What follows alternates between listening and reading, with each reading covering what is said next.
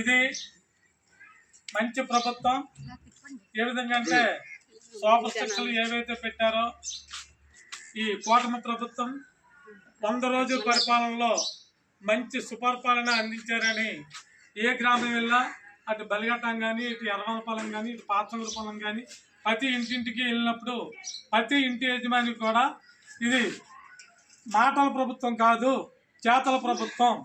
ఏదైతే super 6లో 4000 pension ఇచ్చానన్నారో వెంటనే అది వైఎస్ఆర్ ప్రభుత్వంలో అయితే 5 సంవత్సరాలు 1000 రూపాయలని పెంచారు.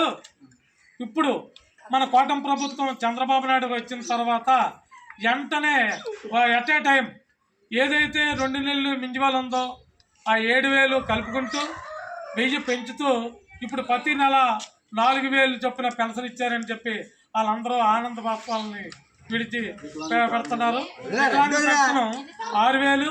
అదేవిధంగా ఎవరైతే 100% వికలాంగుడు ఉన్నాడో బలిఘట్టంలో నరేంద్ర అని వాళ్ళకి 15,000 రూపాయలు వికలాంగ పెన్షన్ ఈ చంద్రబాబు నాయుడు గారు వచ్చిన తర్వాత అందించడం జరిగింది. ఆ విధంగా ఉపాధి హామీ కానీ అలాగే ఇప్పుడు అన్నా క్యాంటీన్ 5 రూపాయలకే భోజనం పెట్టడం ఇదంతా చాలా బాగా చంద్రబాబు నాయుడు ఇది మంచి ప్రభుత్వం అని ప్రజలందరూ ముక్తకంఠం చెప్తున్నారు. ఇదందరూ ఒకసారి ఇది మంచి ప్రభుత్వం.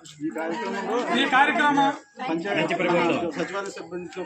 సచివాలయ సిబ్బందితో పాటు ముఖ్య కార్యకర్తలు అందరూ కూడా ఇంటింటికి వెళ్ళి ఇప్పుడు అంటించి వాళ్ళని మంచి అడగడం జరుగుతుంది. ఇది ఇది మంచి ప్రభుత్వం.